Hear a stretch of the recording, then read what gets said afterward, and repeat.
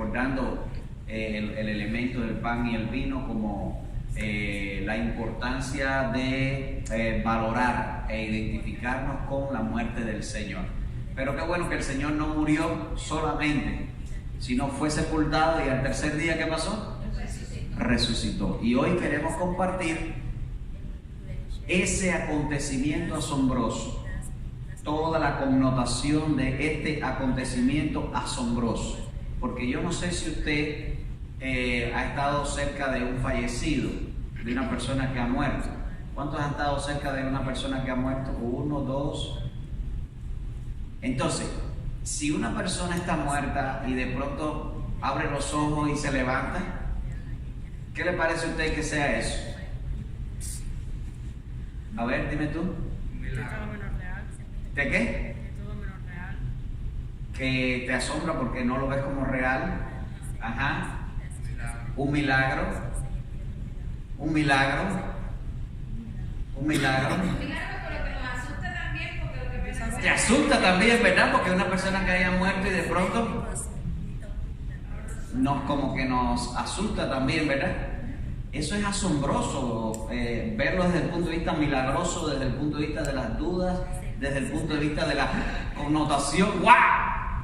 ¿Ya? Entonces, así he titulado a este estudio, un acontecimiento asombroso.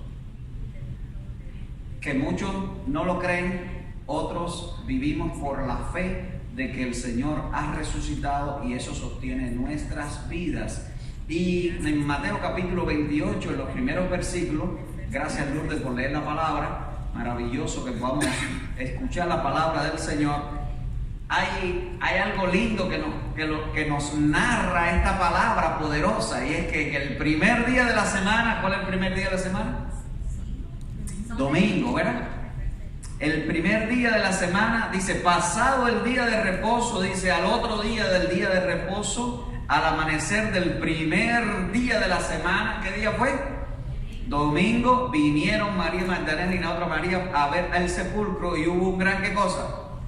Terremoto. Así que en 3 días hubo 2 terremotos. Cuando Cristo murió hubo un terremoto. Cuando Cristo resucitó hubo ¿qué? Un terremoto. Qué fuerte acontecimiento, ¿verdad? Que movió aún geográficamente el lugar. Cristo murió, hubo un terremoto. Cristo resucitó, hubo ¿qué? Un terremoto. Y solo el terremoto, nosotros que vivimos en una ciudad por muchos años que se movía bastante, Santiago de Cuba, asusta. Pero sumando el terremoto con el resucitado, más susto todavía, ¿verdad? Qué tremendo, un acontecimiento que es muy asombroso. Pero quiero decirle, ese asombro no solo fue en ese momento, ese asombro fue profetizado. Ese día de la resurrección no debía haber tomado por sorpresa a nadie, porque fue anunciado. Hasta el salmista, en una de sus canciones, David escribe en el Salmo 16, verso 9, y aquí uno de los momentos donde en el Antiguo Testamento nos habla de que el Señor no iba a dejar el espíritu o la vida de Jesús en el sepulcro. Y dice el salmista, Salmo 16, versos 9 y 10. Porque no dejarás mi alma en el Seol, ni permitirás que tu santo vea, ¿qué cosa? Corrupción. David estaba cantando una profecía, tal vez en su experiencia con Dios, pero también estaba dándonos un anuncio muchos años después acerca de que Cristo no iba a quedar en el sepulcro, sino que iba a sacar su vida. Cuando vemos la palabra alma, para mí vida, del Seol. Ni permitirás que tu santo vea, ¿qué cosa? Corrupción. Y usted puede pensar, bueno, eso fue para David. Bueno, nosotros hemos visto corrupción, ¿sí o no? De hecho somos pecadores, pero Cristo, ¿corrupción en Cristo? ¿Hubo corrupción en Cristo? Sí hubo santidad en Cristo, ¿verdad? Por eso esta palabra profética mesiánica está hablando de Cristo. No permitirás que tu santo vea, ¿qué cosa? Corrupción. Pero no solo en el Antiguo Testamento, pero ahora en el Nuevo Testamento, en la relación de Cristo con sus discípulos. En Marcos capítulo 10, verso 32, Jesús le dijo a los discípulos cuando iban camino a Jerusalén. Dice, iban por el camino subiendo a Jerusalén y Jesús iba adelante y ellos se asombraron y le seguían con miedo. Entonces, volviendo a tomar a los 12 aparte, les comenzó a decir las cosas que iban a acontecer. Así que Jesús le está ahora diciendo cosas que iban a suceder, ¿verdad? Verso 33, he aquí subimos a Jerusalén, vamos a Jerusalén, y el Hijo del Hombre, ¿quién es el Hijo del Hombre? Jesús será entregado a los principales sacerdotes y a los escribas y le condenarán ¿a qué? A muerte, y le entregarán a los gentiles, le escarnecerán, le azotarán, le escupirán en él y le matarán. Lea usted conmigo la última parte del versículo 34. Al tercer día resucitará. Así que Jesús, caminando en uno de esos días de enseñanza, le está diciendo a los discípulos, vamos a Jerusalén, ahora me van a entregar, me van a azotar, me van a dar golpe, me van a escupir, y me van a matar, pero al tercer día voy a resucitar. Mateo capítulo 16, verso 21 también nos cuenta el evangelista Mateo cómo Jesús le declara a los discípulos el tema de la resurrección. Yo quiero que vean a Jesús como el Dios Trino, ahora encarnado, hablándole a sus discípulos, preparándolos para el futuro. Porque Jesús, Dios, todo lo que Él quiera es decir, todo lo que va a suceder, se lo ha revelado primero a sus hijos. Dios siempre revela a sus santos las cosas que van a suceder. Siempre ha sido así, desde el principio. A Adán le dijo, todo esto es tuyo, no comas de este árbol, el día que comieras ciertamente morirás. Le reveló lo que iba a suceder o lo que podía suceder, ¿ya? Pero le dijo también, todo esto disfrútalo. Le dijo, puedes disfrutarlo. Es decir, le reveló lo que podía pasar en el futuro si todo lo hacía bien. Siempre Dios nos revela el futuro. Qué maravillosa la palabra del Señor, ¿verdad? Ahora a los discípulos Jesús les sigue revelando y les declara cosas que era necesario saber. Mateo capítulo 16, verso 21. Y mira qué linda la palabra de anuncio del Señor. Desde entonces comenzó Jesús a declarar a sus discípulos. ¿Con quién estaba hablando Jesús ahora? Con sus discípulos. Por eso es importante ser discípulo de Cristo, porque entonces el Señor nos va a hablar personalmente. Que le era necesario ir a Jerusalén. Y esa palabra necesario, recuérdela ahí, agárrela fuertemente, pero dice, y padecer mucho de los ancianos, de los principales sacerdotes, de los escribas, y ser muerto. Y diga conmigo, y al tercer día resucitará. Es decir, resucitar al tercer día. ¿Cuál fue la palabra que le dije que agarraran? Necesario. ¿Qué es lo que es una necesidad? Algo que hace falta hacer, ¿verdad? Como tomar agua, es una necesidad, ¿verdad? Del cuerpo. Comer, respirar. ¿Podemos dejar de hacerlo? No. Quiere decir, ¿podía dejar Jesús de ir a Jerusalén? No. Ahorita cuando saludaba a mi hermana María del Carmen, ella me decía, yo he entendido la importancia del sacrificio de Cristo. Y usted confirmaba esto que yo iba a compartir con ustedes, porque Cristo era necesario, imprescindible que Él fuera a Jerusalén. ¿Cómo fueron las condiciones creadas para su visita en Jerusalén? Vamos a leerlo en el texto. ¿Qué dice? Es necesario ir a Jerusalén y padecer por los escribas, los sacerdotes y demás.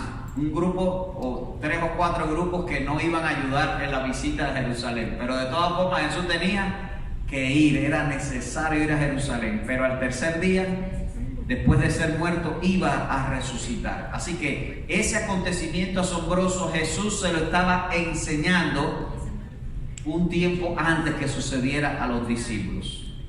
Mateo capítulo 26, verso 32 dice: pero después que haya resucitado, iré a vosotros a Galilea, iré delante de vosotros a Galilea. Después que haya ¿qué? Resucitado. Jesús le hace hincapié a los discípulos muchas veces que Él iba a resucitar. Jesús iba a resucitar. Marcos capítulo 9, verso 9, dice Jesús: y descendieron ellos del monte. Recuerda el monte de la transfiguración. ¿Con quién habló Jesús en el monte de la transfiguración? Con Moisés y con Elías.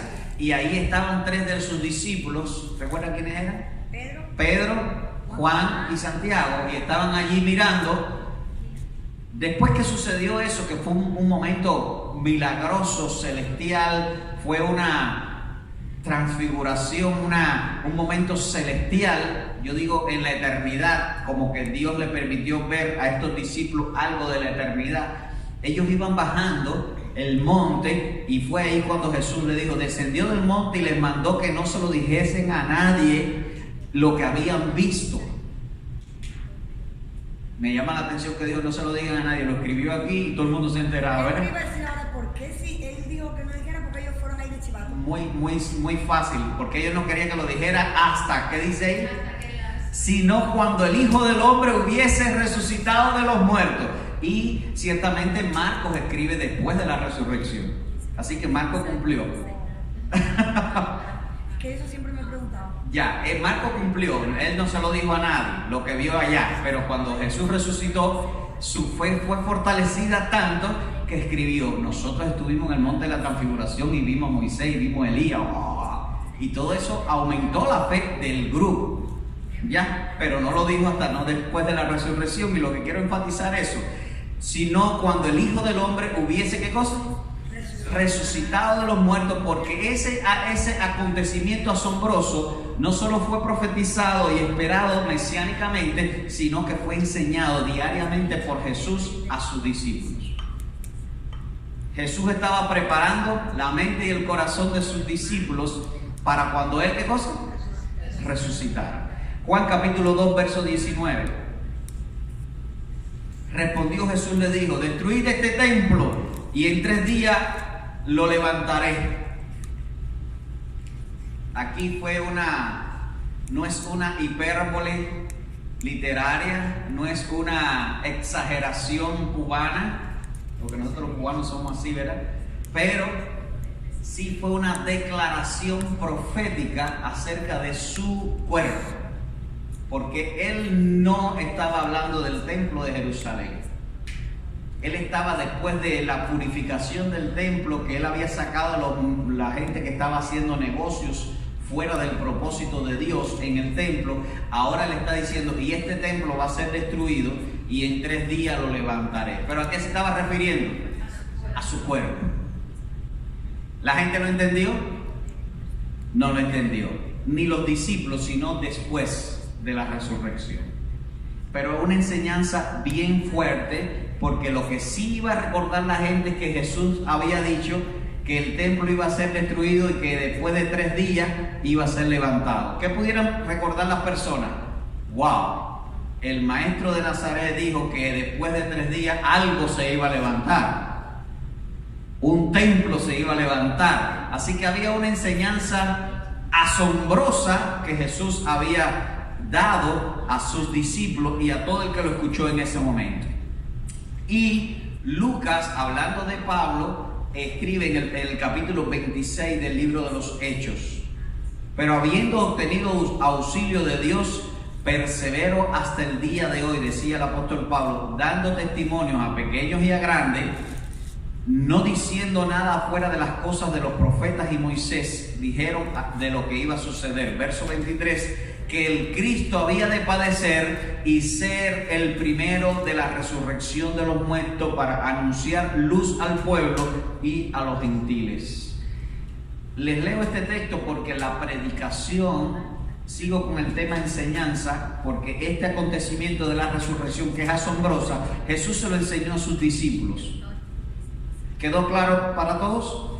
Pero Pablo también enseñaba todos los días acerca de la resurrección de Cristo. Era como mensaje central en la predicación del Evangelio. Pablo lo enseñaba también. Mateo capítulo 12, y con este termino hablando de las enseñanzas acerca de la resurrección como acontecimiento asombroso. Mateo capítulo 12, verso 38 hasta el 40. Entonces respondieron algunos de los escribas y de los fariseos diciendo: Maestro, deseamos ver señal. ¿Sabe que hay mucha gente que quiere ver para después creer? Pero el Señor nos dice la fórmula correcta. Primero hay que creer y después ver. Bienaventurados los que no vieron y creyeron. Dice aquí Mateo capítulo 12, verso 38. Y respondió y les dijo, aquí habló Jesús: la generación mala y adúltera demanda señal, pero señal no le será dada sino la señal del profeta Jonás. Porque como estuvo Jonás en el vientre del pez 3 días y 3 noches, así estará el Hijo del Hombre en el corazón de la tierra 3 días y 3 noches. Así que a todas las personas que le pidieron señal en ese momento, y ahí nos anota Mateo quiénes fueron los fariseos, los religiosos de la época, pidieron señal. Jesús ahora está diciéndole: no le vamos a dar ninguna señal. La señal que tienen ya está profetizada o fue enseñada por el libro del profeta Jonás, cuando estuvo, dice, 3 días y 3 noches en el vientre del pez. Así estará el Hijo del Hombre en el corazón de la tierra. Así que todo este acontecimiento asombroso fue enseñado de muchas maneras a muchos grupos, en especial a los discípulos, los seguidores y también los religiosos de la época, donde el Señor deja bien marcado que al tercer día, ¿qué iba a suceder? Resucitaría. Y eso era asombroso, ¿verdad? No sé si usted se puede transportar a ese momento y escuchar de Jesús: voy a resucitar al tercer día. ¿Cómo haríamos? No sé cómo va a pasar eso, pero bueno. Algunos dirían: si el Señor lo dice, va a pasar. Otros dirían: tengo que ver. Ahí están los tomados, ¿verdad? Tengo que ver eso, tengo que ver. Y otros no entenderían nada. Pero la realidad es que ese acontecimiento asombroso de la resurrección fue enseñado por Cristo. Fue profetizado, pero fue enseñado por Cristo a sus discípulos. Ahora, previendo ese acontecimiento asombroso, ¿sabe lo que sucedió cuando sepultaron al Señor? Los religiosos estaban preocupados porque ellos decían que los discípulos podían robar el cuerpo del Señor Jesús y decir: Cristo resucitó, como lo había enseñado. ¿Qué hicieron entonces para evitar que ese acontecimiento sucediera desde el punto de vista humano? Pusieron custodio, ¿verdad? ¿Qué más hicieron? Pusieron una piedra. Pusieron una gran piedra. ¿Y pusieron un qué? Un sello real. 3 cosas previendo un acontecimiento asombroso que había sido profetizado, que había sido enseñado por Cristo, y ellos estaban previendo que eso no sucediera. ¿Qué ustedes creen? ¿Iba a suceder o no? Sí iba a suceder. Entonces, el intento de esconder, de hecho ya, Mateo capítulo 28 dice que sucedió. Y vamos a leerlo rapidito. Verso 2, continúo la lectura. Y hubo un gran terremoto, porque un ángel del Señor descendió del cielo y llegando, removió, ¿qué cosa? La piedra, y se sentó sobre ella. Su aspecto era como un relámpago y su vestido blanco como la nieve. Y de miedo de él, los guardas que temblaron y se quedaron como muertos. Mas el ángel respondió, dijo a las mujeres: no temáis vosotros.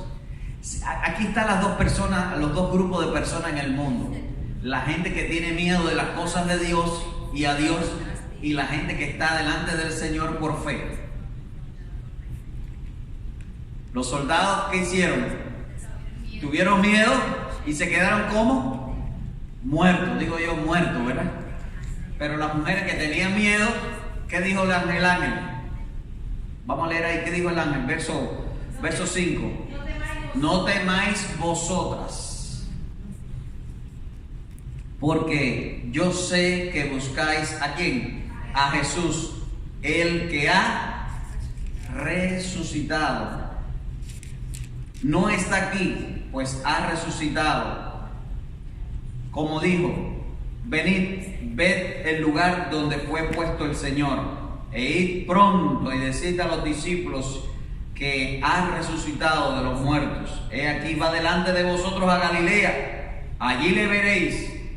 He aquí os he lo que le he dicho.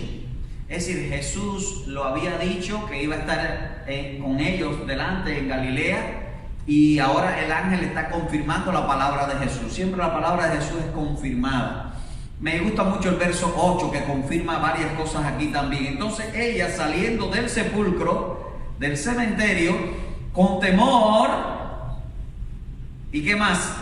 Y gran gozo, ¿verdad? Porque no es fácil en el cementerio, todo el mundo del cementerio como que respetamos, ¿verdad? Un poquito de esto. Pero ¿cómo salieron ellas? Con temor y con... Yo pienso que contento, pero con temor también, ¿verdad? Oye, que resucitó el Señor, pero con gran ¿qué cosa? ¿Por qué gran gozo? Porque estaban contentas, porque el Señor había revivido, resucitado, vuelto a la vida, y esto estaba confirmado por un ángel. Ahí había temor de haber visto al ángel, había temor de haber visto la tumba vacía, había temor de que el Señor ahora ha resucitado. ¿Y dónde está? Y el gozo, ¿verdad? Y así es la vida cristiana, hermanos. Tenemos temor de tantas cosas que suceden, hablando con Dios, cómo Dios va a hacer, cómo Dios va a manifestarse, cómo Dios lo va. Pero al final también tenemos mucho gozo, porque Dios lo va a hacer, porque Dios está con nosotros, porque Dios nos confirma, porque Dios siempre hace lo que promete. ¿Cuántos tienen gozo? Y viendo el verso 8 dice: entonces ellas, saliendo del sepulcro con temor y gran gozo, fueron corriendo a dar las nuevas a los discípulos. Y mientras iban a dar las nuevas a los discípulos, verso 9, he aquí, ¿qué pasó? Jesús les salió al encuentro diciendo: ¡salve! Y ellas acercándose, abrazaron sus pies y le adoraron. Mire, toda persona que tiene un encuentro con el Señor siempre va a humillarse delante de Él, porque el que se humilla será exaltado. Estas mujeres iban corriendo para anunciar el mensaje a los discípulos de que Jesús había resucitado, como el ángel le había dicho, y ellas entonces ahora no solo iban corriendo de la emoción y del mensaje que el ángel le estaba dando, sino ¿qué cosa? El encuentro con el resucitado. Y cuando lo vieron, se arrodillaron y abrazaron sus pies y le adoraron. Qué maravilloso el Señor, ¿verdad? Cuando una persona tiene un encuentro con el resucitado, cambia todo, y es asombroso lo que sucede. Hay mucha gente que solo se arrodilla en su vida y solo se humilla cuando tiene un encuentro con el Señor. Todas las personas solo se van a humillar si tienen un encuentro con el Cristo resucitado. Por eso es tan importante este día y cada primer día de la semana. Hay personas que no valoran el primer día de la semana porque no tienen el conocimiento de que nos reunimos cada primer día de la semana para darle gracias a Dios porque ha resucitado. Era el motivo número 1 para reunirse en la iglesia, era recordar que Cristo ha resucitado. Y por eso la gente corría a adorar al Señor y se reunían las familias. Cada primer día de la semana se paraba todo. ¿Para qué? Para adorar al que había resucitado. Y porque Él vive, nosotros tenemos vida eterna, que es lo principal. Por eso le dice: salve, están a salvo, no tengan miedo, le dice Jesús. Y ellas, acercándose, abrazaron sus pies y le adoraron. Esto que voy a decirles es mío, ¿ok? No es que la Biblia dice, pero lo digo en torno a lo que enseña panorámicamente la Biblia. Dice que abrazaron, ¿qué cosa? Sus pies. ¿Quiénes somos sus pies para Cristo? Cristo, ¿qué es lo que es de la iglesia? ¿Y quiénes somos nosotros? Los pies. Todo el que tiene un encuentro con Cristo siempre va a abrazar una iglesia local. Siempre va a comprometerse con una iglesia local. ¿Para qué? Después que abrazaron los pies, ¿qué hicieron? Para adorar al Señor. Siempre va a ser así. Entonces Jesús les dijo: no temáis, id, dad las nuevas a mis hermanos para que vayan a Galilea y allí me verán. La expectativa cuando nosotros hablamos a otras personas del Cristo resucitado, le decimos: vamos, el Señor estará allá en la eternidad, allí nos vamos a ver todos. El anuncio de la eternidad. Pero volviendo aquí a acontecimiento asombroso, ahora destapando este acontecimiento, Marcos capítulo 16 es el paralelo de Mateo capítulo 28. Dice: cuando miraron, vieron la piedra removida, que era muy grande. Era asombroso también porque hasta físicamente la piedra, para removerla se necesitaba un esfuerzo fuerte. De hecho, estas piedras se movían varias personas con palancas y demás hasta que cayera allí para tapar el lugar, para ayudar a la descomposición del cuerpo. Recuerden, estamos hablando de un cementerio. Pero esta piedra fue removida. Y eso asombra, ¿verdad? Eso asombra. Porque el acontecimiento de la resurrección es un acontecimiento asombroso. Y finalmente la resurrección fue comprobada por Pedro. ¿Recuerdan a Pedro ustedes? Lucas, capítulo 24. Vamos a ver qué sucedió con Pedro. Lucas capítulo 24, verso 11. Cuando las mujeres le dijeron: el Señor ha resucitado, mira lo que pasó. Verso 11: mas ellos les parecía locura las palabras de ellas. Y no, ¿qué cosa? La creían, porque es un acontecimiento asombroso, ¿verdad? Y hay gente que no lo cree. Y Pedro, como que lo creo o no lo creo, pero Pedro hizo algo bueno. Y esta es la postura de la mayoría de las personas. Lo creo o no lo creo, pero ¿qué hizo Pedro? Pero levantándose Pedro, corrió ¿a dónde? Al sepulcro, y cuando miró dentro, vio los lienzos solos. Y fue a casa maravillándose de lo que había sucedido. ¿Qué hizo Pedro? Corrió. ¿Dónde está el Señor? Porque cuando nuestra fe todavía no está fuerte, tenemos que correr donde está el Señor. Pero el Señor nos dice: yo no estoy en un solo lugar, estoy en todos los lugares. Y qué lindo meditar en la omnipresencia de Dios. ¿Sabe por qué el Señor está en todos los lugares? ¿Pero por qué?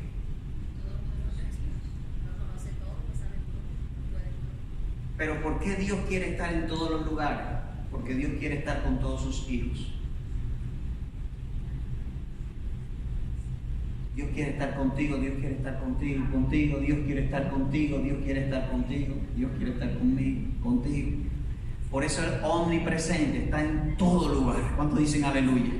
Cuando Pedro llegó ahí, se dio cuenta que el Señor no se circunscribe a un solo lugar, que Él vive y está en todos los lugares.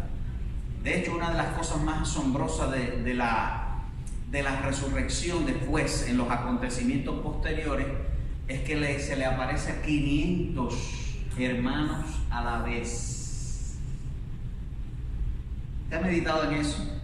Cuando Cristo resucitó, se le apareció 500 people together. No, together no. A la misma vez. Same time. ¡Wow! No fue que visitó a 500 hermanos, no hizo 500 visitas, hizo unas cuantas visitas, una sola visita a 500 personas al mismo tiempo.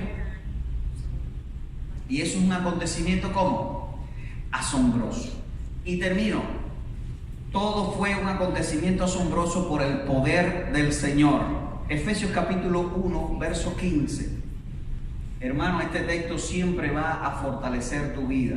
Este texto, para terminar, este acontecimiento asombroso siempre va a fortalecer tu vida. Efesios capítulo 1, verso 15.